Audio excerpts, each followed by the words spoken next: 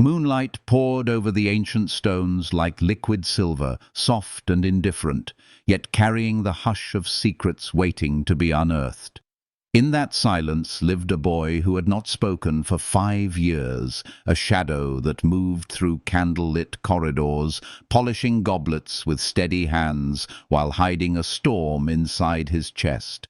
His name had been buried with his kingdom, his voice locked away behind clenched teeth and bitter herbs that burned on his tongue every dawn. To the world he was no one, a mute servant with lowered eyes. But within him lingered the memory of banners snapping against the wind, a father's proud laughter, a throne shattered by fire and blood. And behind all of that, a prophecy that whispered of bonds that could chain nations together or tear them apart. Each morning, when the castle still slept, he would kneel among wild thistles in the neglected garden, fingers stinging as he gathered leaves that cloaked his true scent. It was a ritual of survival, but also defiance. For every bitter taste was a vow. I am still mine. I am still free. I am not conquered. Yet even in silence, the heart betrayed him. For across the halls strode the Alpha King, broad-shouldered, restless, his presence filling every chamber, and something deep within the boy's soul stirred whenever their paths brushed too close. He told himself it was hatred. He told himself it was memory of war. But in the stillness of night, when the king stood alone on the ramparts with weariness carved into his features, the boy's heart trembled with a gentler truth, a healing warmth he dared not name. 5 years passed this way, silence stretched like a fragile thread. Yet destiny is patient, and longing cannot be caged forever. The first spark came at a feast, amid music, laughter, and the clink of goblets. The boy, careful as ever, reached for the king's plate, but the world shifted in a single heartbeat. Strong fingers closed around his wrist, a touch so electric it sent fire through his veins. His gaze collided with amber eyes, and everything he had smothered for half a decade roared to life. In that suspended breath between them, the bond awakened, undeniable, soul deep. And then danger struck. A crossbow raised in the shadows, an assassin's bolt loosed toward the king's head. For 5 years he had lived in silence, but love, even hidden beneath ash and grief, demands a voice. No! The word tore free, raw and hoarse, shattering his disguise and filling the hall with a sound long forgotten. The assassin faltered. The bolt flew wide. The king lived. And in the stunned hush that followed, his gaze locked not on the assassin, but on the boy whose lips still trembled from the weight of a single word. That was the moment the golden cage closed. The king saw not a servant, but a prince, not a shadow, but his fated mate. The truth burned away the years of silence, and nothing could be hidden again. Yet love born of prophecy is a perilous thing. In the nights that followed, the boy found himself drawn into a war of wills, where every gift was a chain and every tender glance a battle. The king claimed it was destiny, that the bond was sacred, healing, eternal. The boy whispered to himself that he belonged to no one, but the heart does not surrender to reason, and every night by the fire, with words unspoken pressing between them, the line between enemy and beloved blurred until it ached. Still, the court watched, hungry for scandal, weaving venomous whispers that branded him a usurper, a spellbinder who had ensnared their monarch. Betrayal brewed in gilded halls, venom slipped into goblets, and at last an attempted poisoning unveiled the truth to all. This was no servant, but the last prince of a fallen throne, the Omega, foretold by prophecy. The king declared it with the fury of a storm, his voice shaking the pillars of the realm, his hands shielding his mate from blades both visible and unseen. It should have ended there, with love triumphant. But fate does not release its grip so easily. Rebels stirred at the gates, demanding their prince back, urging him to flee the man they still called conqueror. In his trembling hands lay the choice between past and future. Reclaim his people with blood, or stand beside the Alpha King, who had become both enemy and home. When the clash came, snow fell like ashes from a quiet sky. Betrayers raised their banners, steel rang against stone, and the boy stood in the center of the storm, no longer a ghost, but a ruler reborn. He chose not flight, but loyalty. Not silence, but voice. Not hatred, but love. And with that choice, armies bowed, traitors fell, and a kingdom once divided learned the healing power of unity. And so the story carries onward, not as a tale of conquest, but of two souls who found each other across chasms of grief, who turned silence into song, chains into vows, enemies into equals. Their love became the crown neither could wear alone, a bond that mended wounds deeper than any sword had carved. If these words stir something in your heart, if they bring warmth in a cold evening, or a spark of light in your weary days, I gently invite you to leave a like, to share your thoughts in the comments, to subscribe for more stories woven with hope and tenderness. Your presence here is not just support, it is healing energy, a reminder that love, in all its forms, has the power to restore what once was broken. And so the silence ends, but the journey of love has only just begun. The great hall, once a place of celebration, had fallen silent in the wake of revelation. Every noble, every servant, had fled under the king's command, leaving behind only two figures, an alpha whose fury pulsed like wildfire, and a boy whose trembling silence had shattered into truth.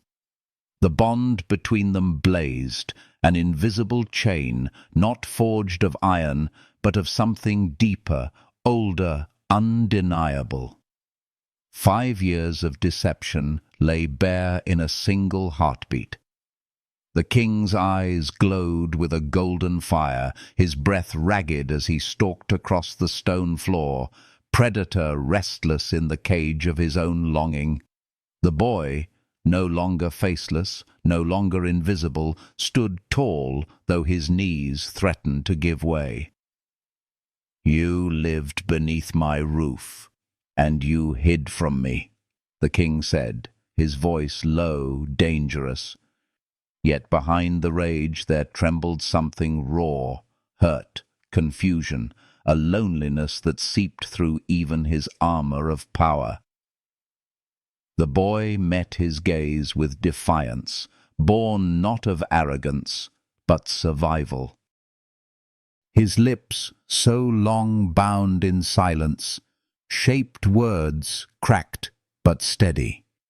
"I did what I had to do." The air quivered with their unspoken truths. King and prince, conqueror and conquered, Alpha and Omega, each one a reflection of the other, each one bound by a prophecy neither wished to obey. The king's command was swift, unyielding. No longer would the boy live in shadows. He was taken from the servants' barracks and placed in chambers draped with silks, a prison carved from luxury. The bed was vast, The windows opened onto moonlit gardens where once he had hidden among herbs, and every carved detail mocked him with memories of what he had lost.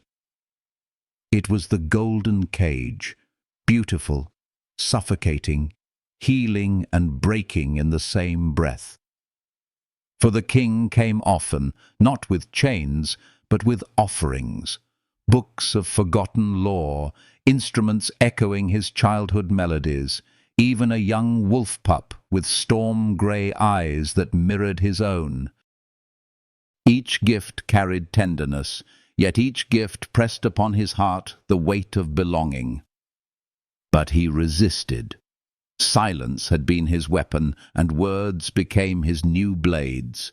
At every meal he sat across from the king, answering with frost, parrying each gentle question with sharp retorts that left wounds no sword could carve. Still, the bond hummed between them, persistent as heartbeat, tugging at their souls. When the king raged in council, the boy felt his fury as if it were his own. When the boy's sorrow grew heavy, the king would storm into his chambers, desperate, demanding to know what shadow haunted him. And in those moments, when amber eyes burned with something more vulnerable than power, the boy's heart softened against his will. Healing comes not only from tenderness, but from truth, and truth seeped into him like light through cracks in stone. Yet the court was not blind. Whispers coiled like serpents, a servant boy turned prince, an omega enthralling their monarch, a bond that threatened the balance of kingdoms. Among the whisperers was a duke whose ambition burned colder than ice, his smile sharp as the blade hidden beneath it. His words dripped poison into the ears of nobles, and soon poison found its way into the boy's goblet. He saw it, the subtle flick of powder, the tremor of guilt in a servant's hand, and in that moment he chose cunning over panic. He feigned collapse, letting crimson wine spill across white linen. The hall erupted, but the king's fury cut through all chaos. His roar shook the pillars, his strength unmasked, his voice claiming before all that this boy was no shadow, no servant, but the last prince of Sylvan and his fated mate. That declaration shattered the court as surely as it bound them.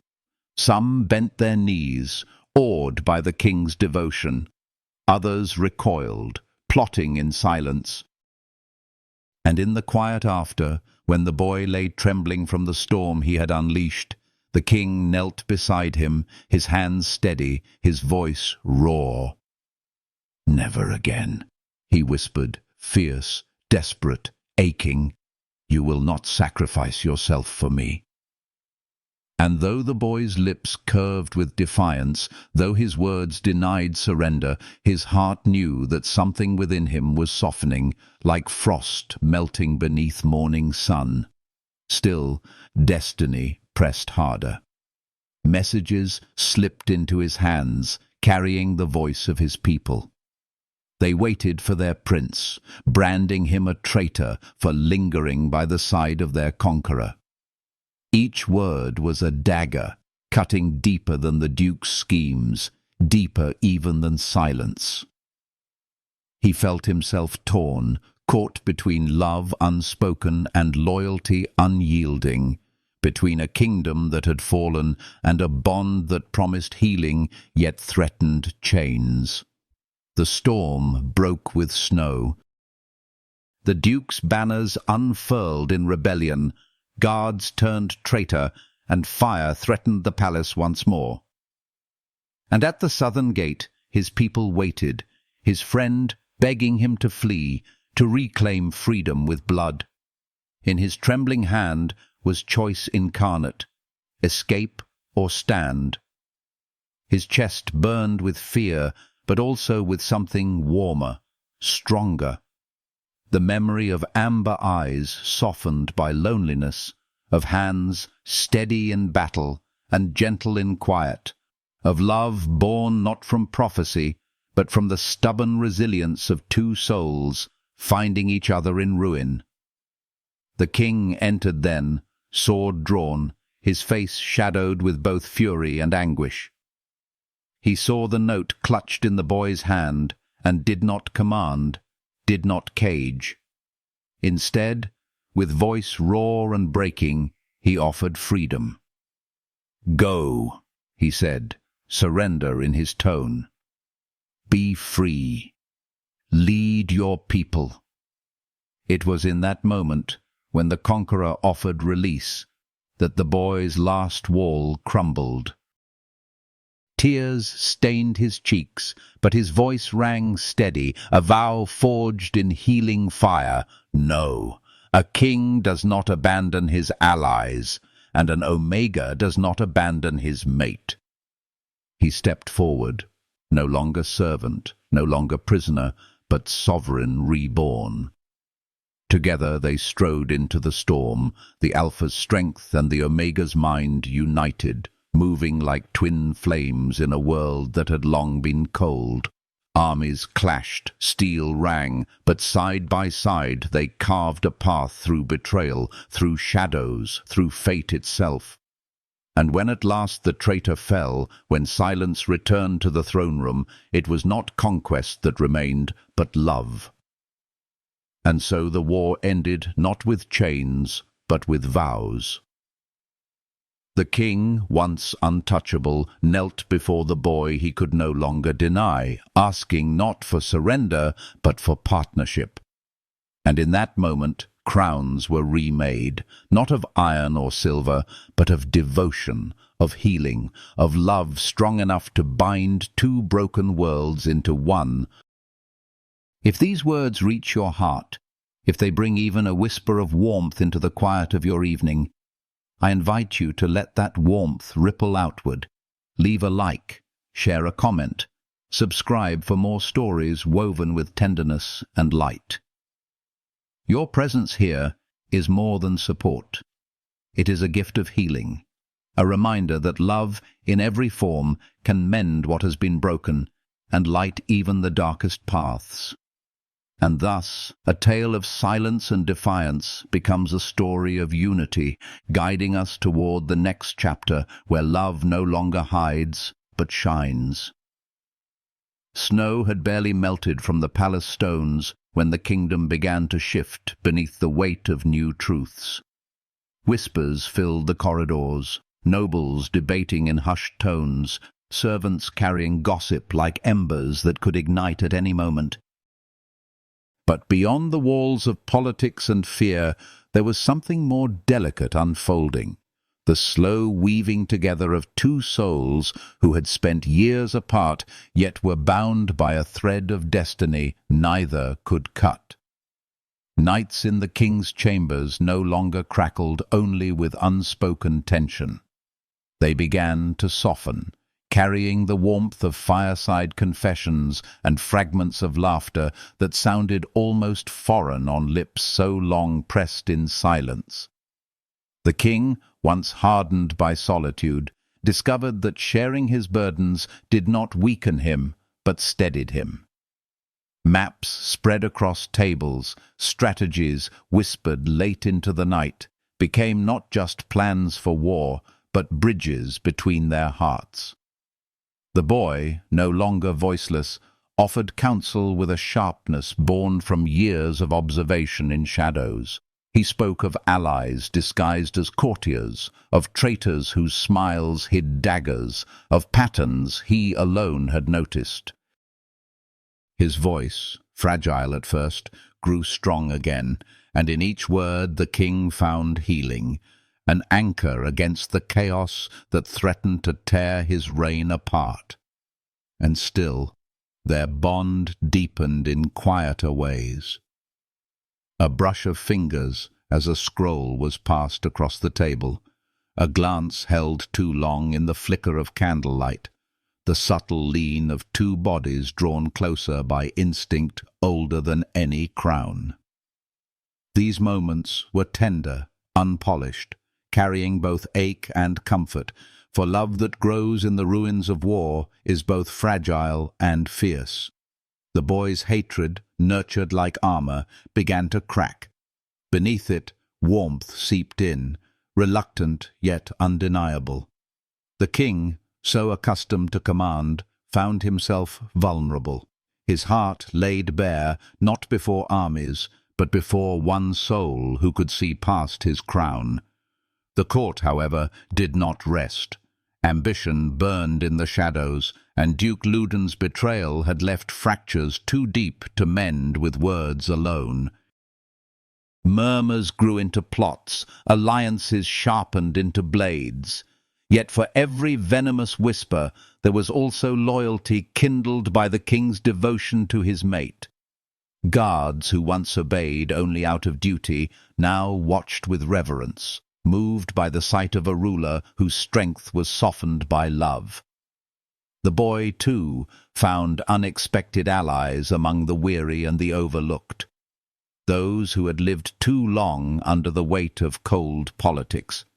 They saw in him not just a prince, but a symbol of healing, proof that gentleness could survive even after conquest.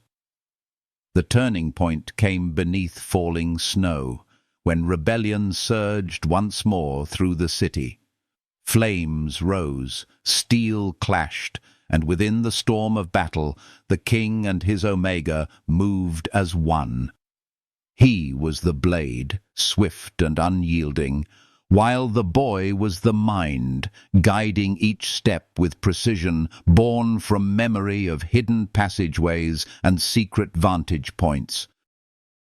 Their bond made them more than warriors. It made them a force of balance, instinct and intellect, strength and strategy intertwined.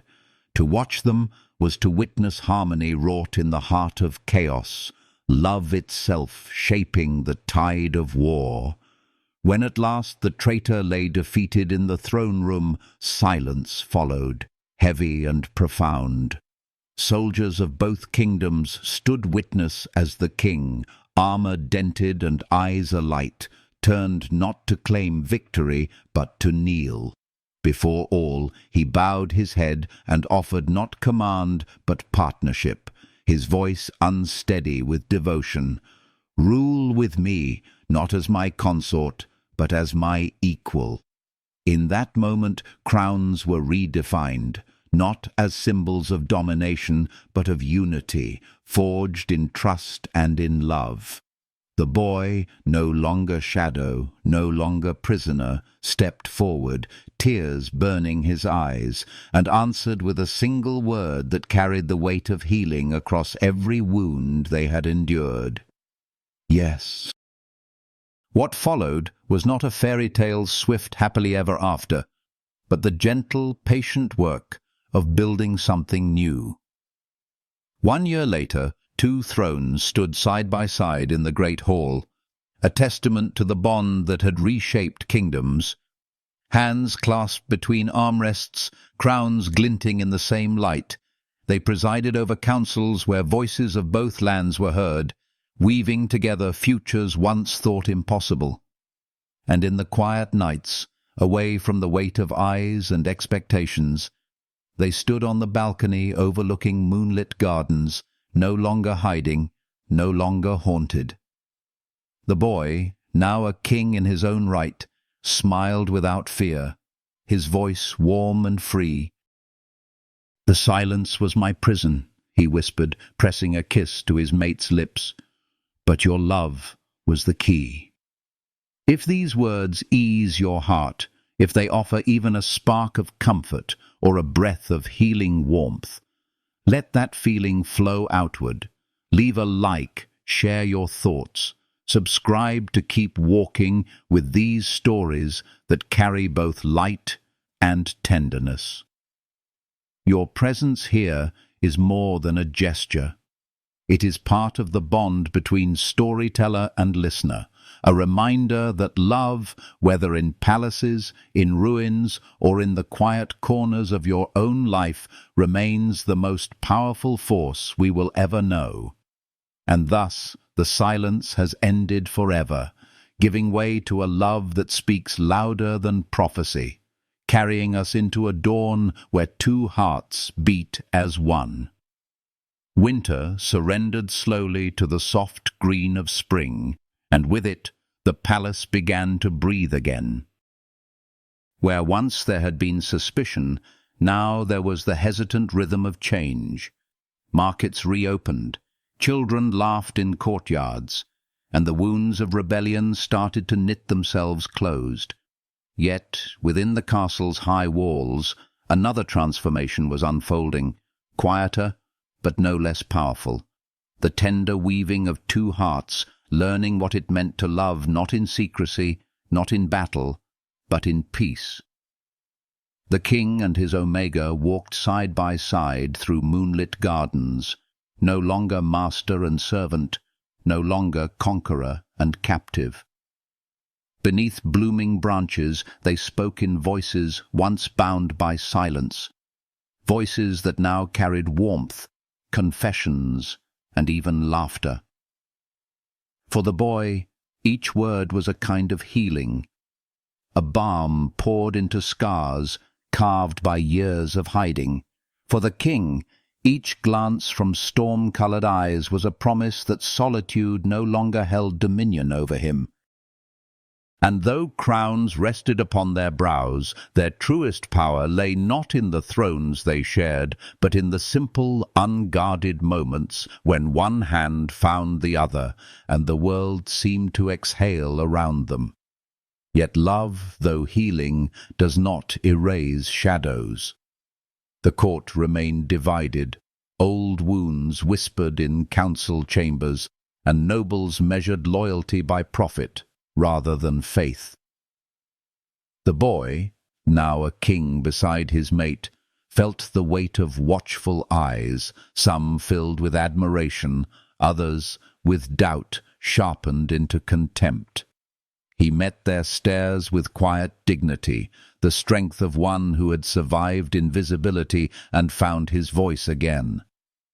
And when whispers of weakness circled, it was the king who silenced them, not with threats, but with the steady presence of his hand resting on the small of his mate's back, a gesture of protection and of reverence that no one could mistake. Together they rebuilt not only walls, but trust. They rode through villages scarred by war, where people knelt with awe, but rose with hope when the boy, once their hidden prince, spoke with gentleness of renewal. His words were not grand proclamations, they were promises of healing, seeds of kindness scattered into soil that had known only ash. And at night, when exhaustion pressed heavy upon him, the Alpha's arms became his refuge, strong yet tender, anchoring him against the storms of responsibility. Love had become not a cage, but a sanctuary. In the quiet glow of firelit chambers, their bond deepened in ways no prophecy had foretold. The king revealed the fears that haunted him, the endless struggle of ruling with strength, yet yearning to be seen as more than a weapon. The Omega confessed the ache of carrying both loyalty to his people and devotion to the man they once called enemy. And in the weaving of their confessions, they found solace, as if each word carried the power to heal wounds left by years of silence. What began as duty had grown into something profound, a partnership where vulnerability was not weakness, but the truest kind of strength. But destiny is never content to rest. Beyond the palace walls, new challenges stirred. Neighboring kingdoms sent envoys with smiles too polished, their gifts heavy with expectation. Some sought alliances through marriage offers thinly veiled as peace. Others questioned the union of Alpha and Omega, who had once stood on opposite sides of a battlefield. The boy, now king in name and presence, stood firm beside his mate. His words, soft yet unwavering, carried the weight of truth. that their bond was not a weakness but a new crown, forged not of conquest but of healing love. Still, beneath diplomacy's veneer, dangers lingered. A fragile peace is easily broken, and shadows moved in the darkened edges of feasts and councils. Yet this time, the boy was no longer silent. When whispers coiled like serpents, he answered with clarity. When doubt gnawed at unity, he lifted his voice and reminded all that kingdoms survive not through fear, but through faith.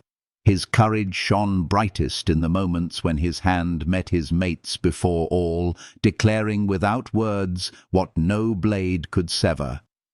Seasons turned, each one layering tenderness upon the last. Together they celebrated festivals, laughter ringing through halls once heavy with grief. They listened to musicians in the same gallery where once an assassin had raised a bow, their fingers entwined as if rewriting memory itself. They stood upon battlements at dawn, watching light spill across valleys that had once divided them, and in that light they found healing, not just for themselves, but for their people. One evening, under a canopy of stars, the king turned to his mate, his voice roughened not by command, but by awe. "You were my silence turned to song. My emptiness turned to warmth." And the boy, whose voice had once been a weapon of survival, answered with a smile that softened the night. "And you were my cage turned to freedom, my enemy turned to home." Their lips met, not as a sealing of fate, but as a vow renewed with every breath. That love, chosen freely, was the greatest crown they could ever bear. If this story warms your heart, if it brings a breath of peace or a spark of healing into your day, let it ripple outward. Leave a like, share your thoughts, and subscribe for more tales woven with tenderness and light. Your presence here is not small. It is a gift, a thread in the fabric of storytelling that binds us all, reminding us that love, in every form, remains the most enduring legacy. And thus, as spring unfolded into summer, their journey carried onward, not toward an ending, but toward a horizon painted with the promise of love everlasting. Summer came golden and full, spilling warmth across the valleys and turning the palace gardens into seas of color. Roses climbed along white stone walls, their fragrance heavy in the air, mingling with the laughter of children playing in courtyards that had once echoed only with the clatter of armor. The kingdom was healing, and in its rhythm, so too were the hearts of its rulers. Side by side, the Alpha King and his Omega no longer carried the look of conqueror and conquered, but of two souls who had chosen to walk one road together. Days were filled with council meetings, with petitions from farmers and nobles alike, with long rides through villages that looked upon them not with fear, but with fragile hope. The boy, no longer hidden, no longer voiceless, found himself speaking often, his words carrying weight not just because of the prophecy, but because they were his. People listened. They trusted. For he spoke with gentleness, with clarity, with the quiet authority of one who had survived loss and chosen compassion over bitterness. And when his voice faltered from weariness, it was the king who steadied him, who clasped his hand beneath the table or offered the simple healing gift of presence. In the evenings, when the palace quieted and torches burned low, they retreated to chambers that were no longer cages, but sanctuaries. There, away from eyes that judged and mouths that whispered, they allowed themselves to be vulnerable. The king shed his crown and his armor, speaking of nights spent haunted by ghosts of war, of choices that had carved scars across his soul. The Omega, once a boy swallowed by silence, answered with stories of his lost home, of the ache of carrying grief too heavy for his young shoulders. Together they let their pain breathe, and in that sharing it softened, transformed into something bearable, something healing. Often they lingered on the balcony overlooking the moonlit gardens, shoulders brushing, hearts steady. The world stretched wide below them, but in those moments it felt small, intimate, theirs. Words became less necessary. The bond hummed between them, no longer a chain, but a quiet melody, a reassurance that they were not alone. The Omega would tilt his head, resting it against the Alpha's shoulder, and the king would lower his hand to entwine their fingers. It was not grand gestures, but these small, tender acts that wove the strongest threads of their love. Yet peace was not without challenge. Neighboring kingdoms sent envoys draped in silk, their smiles concealing knives of ambition. Some doubted the union of two once divided houses, others sought to exploit it. In one tense council, a foreign lord questioned aloud whether the Omega's influence was dangerous, whether love had made the king weak. The hall grew heavy with silence. But before the king could rise in fury, it was his mate who stood, calm and resolute. His voice, warm yet unyielding, carried across the chamber. A kingdom built on fear alone is fragile, but a kingdom built on loyalty and love endures. His words, steady as stone and gentle as rain, silenced doubt. Even those who despised him felt the weight of truth, for healing often comes not from force, but from courage spoken softly. The seasons of their love unfolded like a tapestry. At midsummer festivals they walked among their people, crowns set aside, their hands intertwined as lanterns floated into the night sky. They listened to songs of old, their gazes soft with memory, and shared dances beneath strings of glowing light.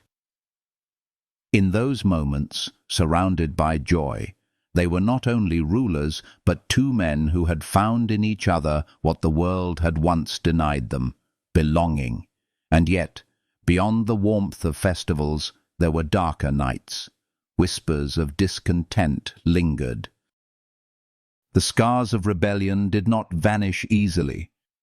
The boy king sometimes woke from dreams of betrayal, from visions of his people turning away, from memories of blood staining marble floors.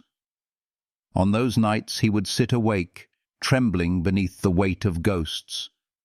And always the Alpha was there, wrapping him in arms steady as the earth, murmuring words that were less command and more prayer.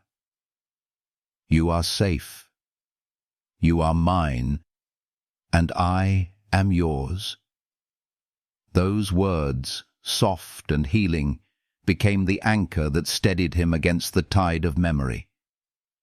As summer deepened, so too did their love. It was no longer the frantic spark of recognition, no longer the battle of wills.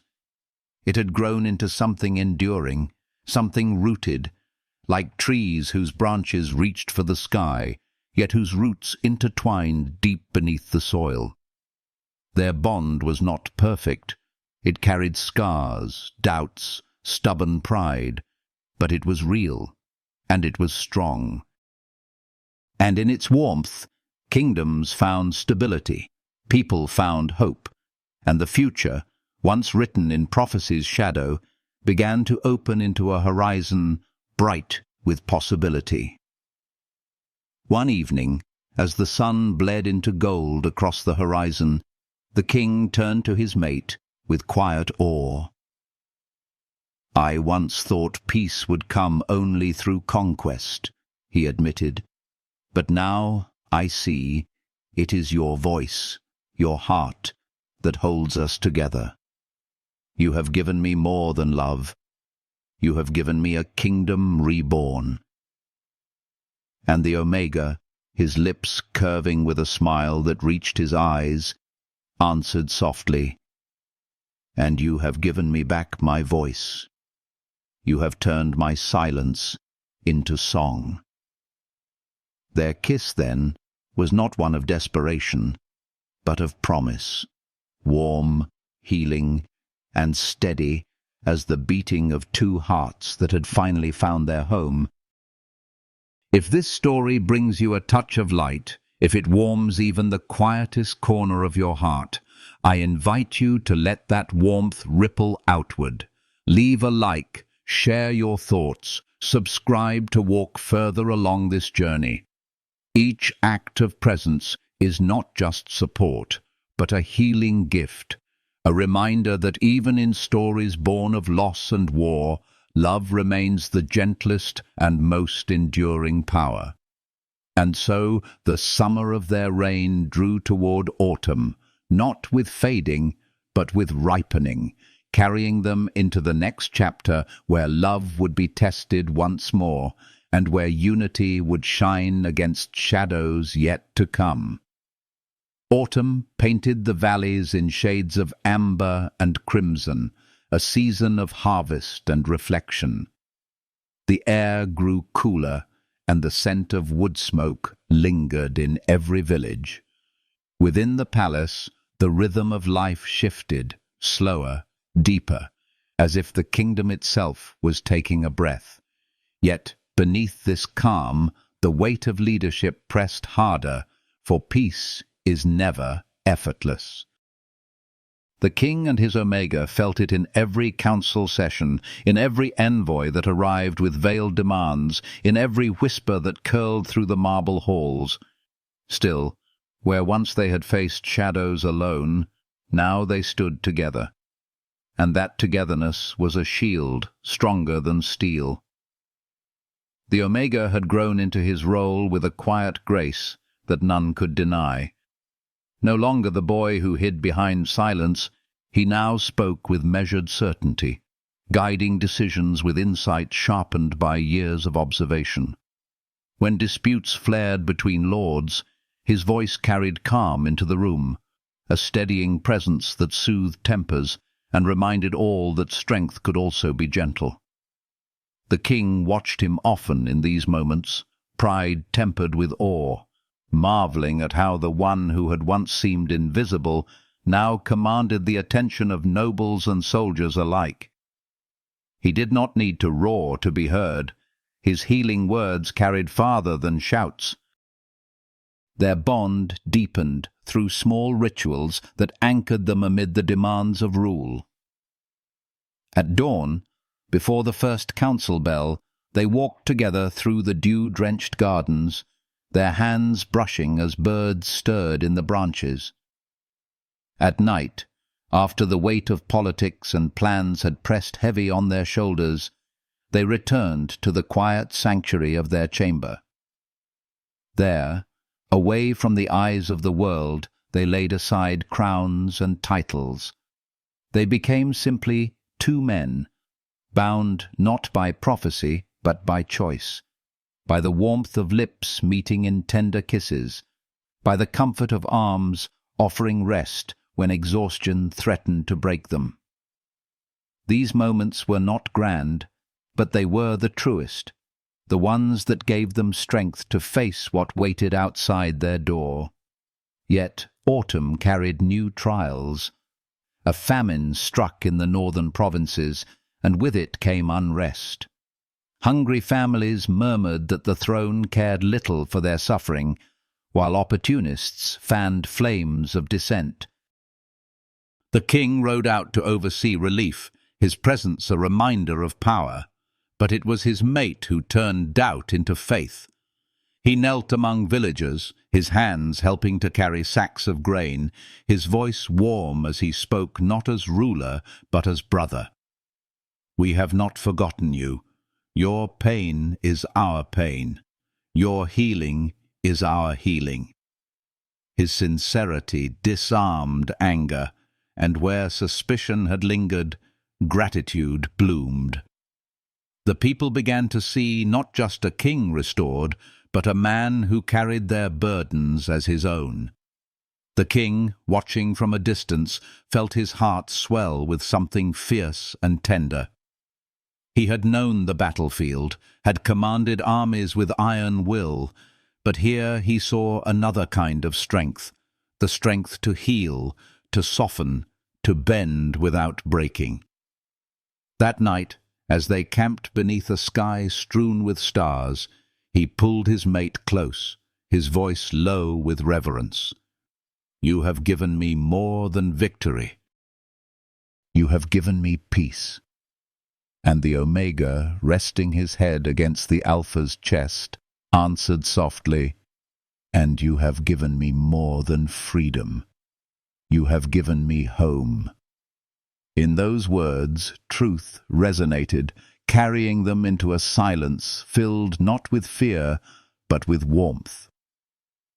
The court, however, did not rest quietly.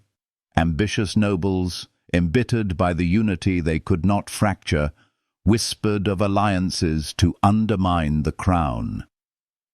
Envoys from across the seas brought gifts wrapped in threats, their intentions sharp behind gilded words. Yet for each challenge, the rulers met it as one.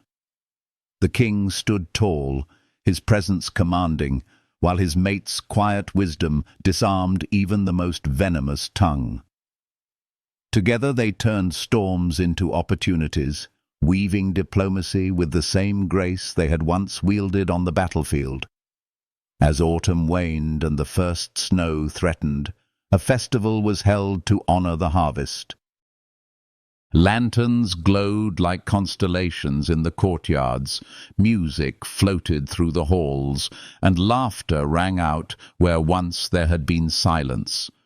The two kings walked among their people, their hands entwined, crowns gleaming in torchlight. They stopped to listen to songs, to share bread with farmers, to bless children who pressed forward with wide eyes. Every gesture was a declaration that their love was not a weakness, but the heart of a kingdom reborn. Later, in the stillness of night, they stood on the balcony overlooking the valley, blanketed in moonlight. The king's arm wrapped around his mate's waist, drawing him close, their breaths mingling in the chill air. The Omega tilted his face upward, his voice soft yet steady. "Once I thought silence was the only way to survive. Now I know love is the only way to live." The Alpha kissed his temple, words catching in his throat, for nothing he could say would match the truth of that moment. They stood together, wrapped in warmth and healing, gazing at a future that no prophecy could ever fully define. If this story has touched a quiet place in your heart, if it has brought you even a small breath of comfort or healing, let that warmth ripple outward. Leave a like, share your thoughts, subscribe to continue this journey where love carries us beyond battles, beyond crowns, into the tender truth that endures. Your presence here is not just welcome, it is a light, reminding us that even in the heaviest seasons, love remains our most certain refuge. And so autumn passed into winter, carrying them into new trials, new joys, and the steady unfolding of a love that no storm could extinguish. Winter draped the valleys in silver silence, frost tracing lace across windows, and snow piling against the palace walls, like the hush of 1,000 secrets. The great fires in the hall burned brighter than ever, and yet it was not the flames that brought warmth, but the bond that pulsed quietly between two rulers who had learned to draw strength not only from power, but from each other. The kingdom braced against cold winds, but within its heart a different fire thrived, steady and healing, born of trust and tenderness. The Omega moved through the palace no longer as a shadow, but as a presence both gentle and unshakable. Courtiers bowed when he entered chambers, not only because of his crown, but because of the light in his voice, a warmth that eased tension even in the harshest of debates. When soldiers came to swear loyalty, they bent not only to the Alpha King, but to the mate who stood at his side, whose eyes reflected storms survived and peace hard won. And when disputes arose among nobles, it was often the Omega's words that untangled pride from reason, offering healing where threats could not. The king, fierce as ever, was no less changed. In him burned the same command that had once conquered kingdoms, but it was tempered now by a softer strength, the courage to be vulnerable. He no longer bore his crown alone. At councils, his hand would brush against his mate's beneath the table, a silent exchange of reassurance. At night, after the burdens of rule had pressed deep, he sought solace not in solitude, but in the embrace of the one who had once hidden from him. Together they had faced betrayal, poison, rebellion. Together they had endured. That togetherness had become their greatest fortress. Outside, storms raged. Hunger and cold weighed on villages, and whispers of unrest carried on the wind. Yet this time, when they rode out to meet their people, they went as one. The king led with presence, his voice resonating across snow-swept fields, while the Omega walked among families, kneeling in the frost to take the hands of children, to share bread with weary mothers, to remind them with quiet certainty, "You are not forgotten. Your healing is our vow." The sight of them together, strength and tenderness intertwined, softened suspicion into trust. Fires were lit in hearths again, not just to fight the cold, but as symbols of hope. There were moments of hardship still, nights when news of betrayal reached them, when messages from distant provinces carried warnings of those who still plotted in the shadows. On those nights, the Omega would find himself awake by the fire, haunted by memories of the silence he once chose, the weight of a kingdom that still doubted. But the Alpha always came, wordless at first, wrapping him in steady arms until the trembling eased. Then, in a voice low and raw, he would whisper truths meant only for them. "You are not alone. You are my heart, my home." Healing lay not in the absence of struggle, but in the promise that they would face it side by side. As the solstice approached, the palace was adorned with evergreen boughs and golden candles, a festival of light to drive away the year's longest night. Nobles and villagers alike gathered in the great hall, and for the first time in living memory, the celebration was not marked by division, but by unity. The king and his Omega stood hand in hand before their people, crowns gleaming, voices joined as they declared not only prosperity, but peace. Music rose, voices lifted in song, and laughter echoed through stone that had too long carried only the weight of grief. In that glow, prophecy lost its shadow. What remained was choice, and they had chosen love.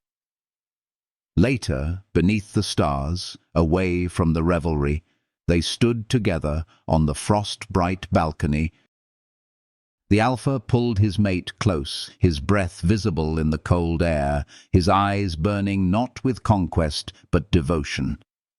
"Once I thought strength was measured in what I could take," he murmured. "Now I know it is in what I can protect. You, us." The Omega turned, his smile soft, his voice warm as snow melted into spring. "And once I thought survival meant silence. Now I know it means speaking, loving, living. Their kiss, then, was quiet, tender, carrying the healing of every wound, the warmth of every promise. If this story has brought even a glimmer of warmth into your evening, if it has softened some corner of your heart, let that feeling flow outward. Leave a like, share your thoughts, subscribe to continue walking this path together. Your presence here is more than support. It is a gift of healing energy, a reminder that even in the coldest winters, love remains the fire that will never fade. And so winter, with all its silence and snow, carried them towards spring, where love would once again be tested, and where its light would shine even brighter against the returning dawn. Spring arrived as a quiet miracle, the snow retreating from the valleys to reveal fields waiting to be sown, rivers breaking free of ice to run silver beneath the sun. In the gardens of the palace, blossoms unfurled in tender colors, carrying the fragrance of renewal. And within those walls, where once silence and suspicion reigned, there was laughter, warmth, and the steady rhythm of two hearts that had chosen one another through every storm. The kingdom had endured famine, betrayal, and rebellion, but now it stood steady, bound not by fear, but by devotion, healed by a love that had taken root in the ashes of war. The Alpha King rose each morning with the weight of duty, yet his burden no longer felt solitary. At his side walked the Omega, no longer hidden, no longer shadow, but sovereign in his own right, his voice a balm that soothed court and people alike. They ruled not as conqueror and captive, but as partners, their strengths entwined. Together they restored villages, rebuilt temples, and planted orchards where battlefields once lay. Each act of rebuilding was more than politics. It was healing, a vow that the future would not mirror the pain of the past. At night, when council chambers emptied and the palace quieted, they returned to each other, finding solace in touches unguarded and words spoken softly. The bond between them no longer burned as a chain of fate, but glowed with the warmth of chosen love. The king, fierce in battle and unyielding in council, revealed in those hours a tenderness he showed to no one else. The Omega, who had once buried his voice in silence, now filled the room with laughter and song, each note carrying the sweetness of freedom regained. Their chamber, once a gilded cage, had become a sanctuary where love could breathe without fear. The people, too, felt the change. Festivals were no longer ceremonies of conquest, but celebrations of unity. Children danced in the streets, lanterns floated above the rivers like stars come down to earth, and songs carried across valleys long scarred by war. Farmers spoke of a new spring not only in their fields, but in their hearts. Merchants told stories of rulers who walked among them, who listened, who healed, and soldiers, once hardened by endless battle, swore loyalty not out of fear, but out of faith in the bond that guided their kings. The prophecy that had once loomed over them like a blade had lost its power. For peace had not come when the prince was claimed by the Alpha, but when they claimed each other, freely, fiercely, tenderly. In their union, kingdoms once divided stood as equals. In their devotion, wounds once thought unhealable began to close. And in their love, a new story was written, not of conquest, but of compassion, not of silence, but of song. On the first day of the new season, they stood together on the balcony overlooking the blooming gardens. The king's arm circled his mate's waist, steady and protective, while the Omega leaned against him, his eyes reflecting the morning light. The valley stretched wide before them, alive with promise, with healing, with the steady hum of life reborn. The king pressed a kiss against his mate's temple, his voice low but certain. This is what we fought for, not crowns, not thrones, this. And the Omega, smiling with a joy that carried no shadow, whispered, "Then let us keep it, not with chains, but with love." Their lips met, sealing not only a vow but a future. Around them, spring winds stirred blossoms into flight, petals rising like blessings into the sky. The kingdom below stirred to life, unaware that in that quiet, tender moment its rulers had woven together a promise stronger than iron, brighter than prophecy, a promise of forever. If this story has touched you, if it has brought even a little healing warmth into your day, I invite you to let that warmth ripple outward. Leave a like to carry this tale further. Share your thoughts in the comments so your voice becomes part of the song, and subscribe to walk with us through more stories where love conquers silence, where devotion mends what was broken, and where hearts find home. Your presence here is not small.